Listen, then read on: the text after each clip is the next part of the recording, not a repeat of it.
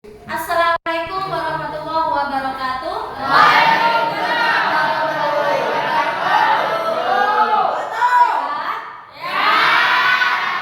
Ya, oke.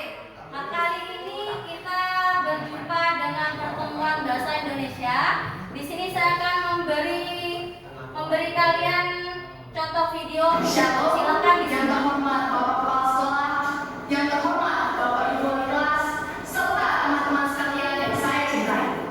Marilah kita bersama-sama memanjatkan puji dan syukur kita kehadiran Tuhan Yang Maha Esa, karena berkah dan karunia-Nya kita semua dapat berkumpul dalam keadaan sehat pada hari saat ini. Teman-teman yang saya banggakan, pertama-tama kita perlu sadari bahwa lingkungan adalah tempat pengaduan hidup bagi kita semua, umat manusia. Kita harus menjaga lingkungan kita baik-baik agar bumi menghasilkan keuntungan bagi kita, bukan kerugian bahkan bencana bagi kita. Salah satu cara agar lingkungan tidak memberikan bencana bagi kita adalah menjaga kebersihan lingkungan.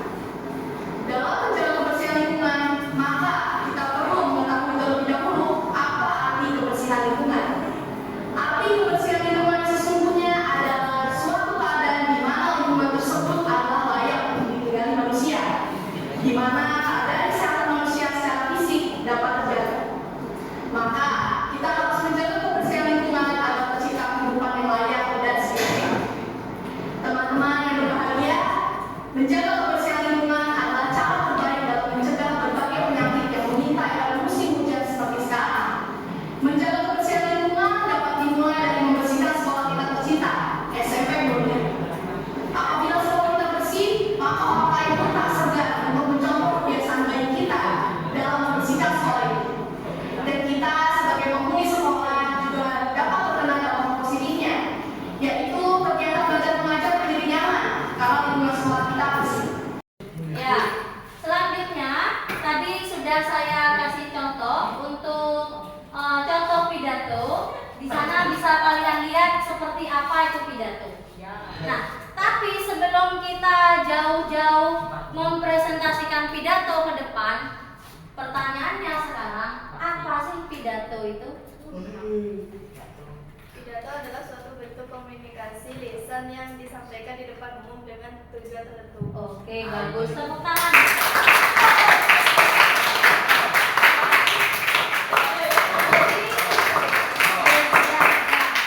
Jadi sekali lagi, pidato adalah salah satu bentuk komunikasi lisan. Namanya komunikasi ya seperti kita ini. Sedang ada percakapan, sedang ada dialog, sedang ada interaksi, itu komunikasi. Komunikasi lisan. Tapi tidak semua komunikasi lisan bisa disebut sebagai pidato.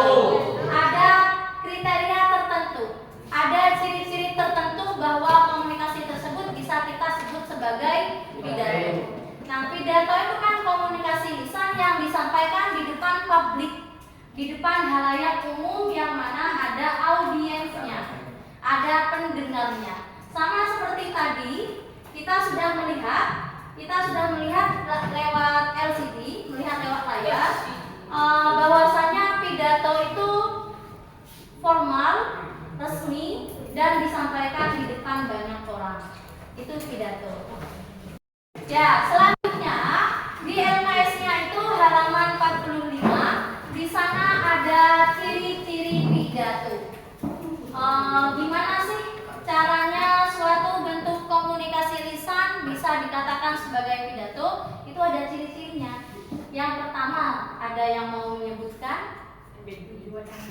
Tujuan yang jelas. Oke. Jadi dalam sebuah pidato itu ada yang namanya tujuan. Setiap kita mau ngapain, mau melakukan hal apapun, itu pasti ada tujuannya. Ya, kita mau berpidato, kita mau misalkan membacakan puisi atau membacakan cerita, membacakan dongeng, itu semua ada tujuannya. Nah, kalau untuk pidato tujuannya apa? Ya, satu, tujuannya bisa hanya untuk menginformasikan kepada audiens bahwasanya kita sedang melakukan suatu hal. Atau kalau tidak berupa informasi bisa berupa persuasif. Apa itu persuasif? Persuasif itu ajakan. Ya, jadi ajakan gimana sekiranya orang-orang itu mau percaya dan mau meyakini apa yang kita katakan itu persuasif.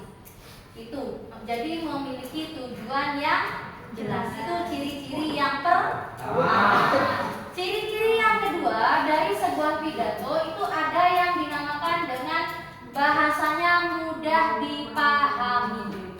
Orang kalau ngomong, misalkan saya ngomong sama Abi, saya ngomong panjang kali lebar dari A sampai Z, tapi ternyata Abinya nggak paham. Kira-kira responnya Abi gimana? Palingnya cuma haho kan ya? Sama kayak gitu. Orang berpidato, tapi kalau misalkan dari bahasanya ada susah, dari bahasanya menggunakan bahasa tinggi, bahasa kalau misalkan di sini kan saya sebagai guru, kalian siswa SMP ya, siswa SMP, tentunya masih ada kosakata yang masih belum dipahami. Contohnya seperti apa? Bahasa anak mahasiswa misalkan. Kalau bahasa anak mahasiswa itu kan bahasanya tinggi sudah. Si, interogasi dan lain-lain sebagainya. Kadang kan kita nggak paham. Nah, kalau ternyata ada yang tidak dipahami, berarti itu juga tidak bisa dikategorikan sebagai pidato yang baik. Karena apa? Tujuan yang ingin kita sampaikan oleh pembicara kepada pendengar itu tidak akan berhasil kalau bahasanya susah dipahami, bahasanya sulit dipahami. Itu ciri yang kedua. Selanjutnya ciri yang ketiga, ada struktur yang tersusun rapi. Struktur tersusun rapi, jadi dimulai dari pertama itu pidato itu dimulai dari pembukaan. Yang kedua dimulai dengan isi. Dan yang terakhir ada yang namanya penutup. Jadi pertama ngomong gak bisa pas langsung moro-moro, ayo buang sampah ke tempatnya, gak bisa. Tapi dimulai dengan salam dulu. Itu akan lebih terdengar sopan, akan lebih terdengar indah, akan lebih orang itu bakal lebih tertarik untuk mendengarkan kita. Kalau moro-moro pas langsung ke intinya tanpa salam dulu, tanpa penghormatan dulu, orang-orang bakal yang ngedengerin itu bakal merasa, ini apa sih, kok gak sopan, kok baru ngomong kok gak ada salamnya. Nah iya. Jadi dimulai dari pembukaan. Pembukaan itu bisa dimulai dari salam, bisa dimulai dari ucapan penghormatan. Ya. Setelah selesai baru dilanjut isi. Setelah isi jangan langsung moro-moro kabur. Jadi lelucon malah kalau langsung kabur. Tapi harus diakhiri dulu dengan yang namanya penutup. Bisa memuat tentang kesimpulan dan salam penutup. Selesai. Kalau sudah seperti itu berarti strukturnya sudah benar-benar tersusun secara rapi.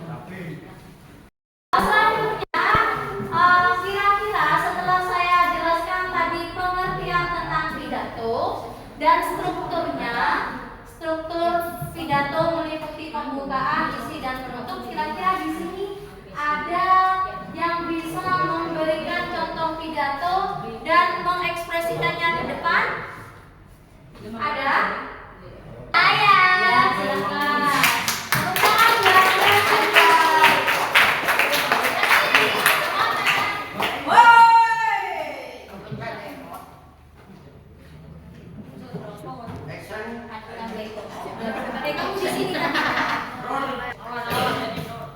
Assalamualaikum warahmatullahi wabarakatuh.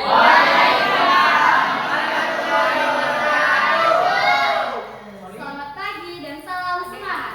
Yang saya hormati Bapak Kepala Sekolah, Bapak dan Ibu Guru selalu sabar membimbing kami, serta seluruh teman-teman yang saya sayangi. Apa kabar semuanya hari ini?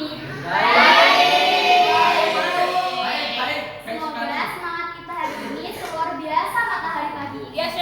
Hari ini tanggal 2 Mei 2026, kita semua berkumpul untuk merayakan Hari Pendidikan Nasional.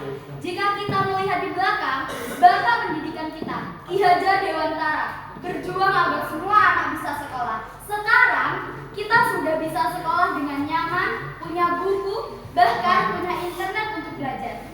Teman-temanku yang cerdas, pendidikan di tahun 2026 ini bukan lagi soal duduk diam dan mendengarkan saja. Pendidikan adalah tentang bagaimana kita berani bermimpi besar. Dunia sekarang sudah berubah. Kita bisa belajar apa saja dari mana saja. Namun, ingatlah, teman-teman, pintaran kita harus dibarengi dengan kebaikan hati. Pendidikan yang sebenarnya tidak hanya terlihat dari seberapa tinggi nilai matematika atau bahasa Inggris di rapot. Pendidikan itu terlihat dari cara kita menghargai guru, cara kita berbicara dengan sopan kepada orang tua, dan bagaimana kita menolong teman yang sedang kesulitan. Pintar itu hebat, tapi jujur dan baik itu jauh lebih hebat. Teman-teman semua, jangan pernah takut untuk mencoba hal baru. Kalau hari ini kita gagal menjawab soal di depan kelas, jangan pernah menyerah. Ingatlah bahwa setiap tantangan yang kita hadapi adalah cara Tuhan untuk membuat kita menjadi anak yang lebih kuat dan hebat. Mari kita jadikan sekolah kita ini sebagai tempat yang paling menyenangkan untuk bertumbuh. Mari kita gunakan teknologi yang kita punya untuk hal-hal yang bermanfaat. Bukan cuma untuk main game atau menonton video saja, tapi untuk memperluas wawasan kita. Terima kasih kepada Bapak dan Ibu Guru yang tidak pernah lelah memberikan ilmu kepada kami. Kami berjanji akan terus belajar dengan rajin untuk membanggakan nama sekolah dan orang tua kami. Selamat Hari Pendidikan Nasional 2026. Terus belajar karya untuk Indonesia aja ya. Wassalamualaikum warahmatullahi wabarakatuh. Waalaikumsalam. Kita sudah dengar presentasi pidato dari teman kita, Yasirli Jeva. Tepuk tangan dulu buat Yasirli Jeva.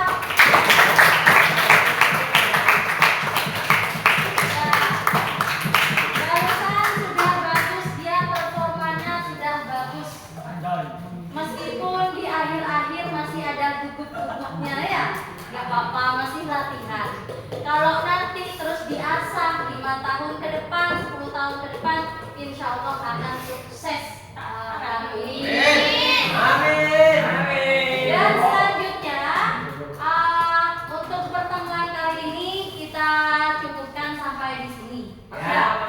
Tapi sebelum saya akhiri, lebih baik saya kasih kesimpulan sebentar bahwasannya pidato yang disampaikan Yasirli sama yang dicontoh tadi itu merupakan contoh pidato yang sudah baik. Kenapa kok bisa dikatakan sebagai contoh pidato yang sudah baik? Karena yang pertama sudah memiliki tujuan. Punya teman kalian, punya Yasirli Jeva, itu sudah tujuannya jelas, yaitu apa? Memberikan semangat kepada kita untuk terus menjadi pembelajar yang baik. Karena kebetulan hari ini mengenang jasa para pahlawan, yaitu Ki Hajar Dewantara sebagai pelopor pendidikan Indonesia. Ya, di Hari Pendidikan ini kita sudah berkomitmen untuk terus menjadi pembelajar yang baik, dan semoga ini akan terus diijabah oleh Allah dan dimudahkan serta dimampukan untuk kita semua. Amin. Tujuannya sudah jelas.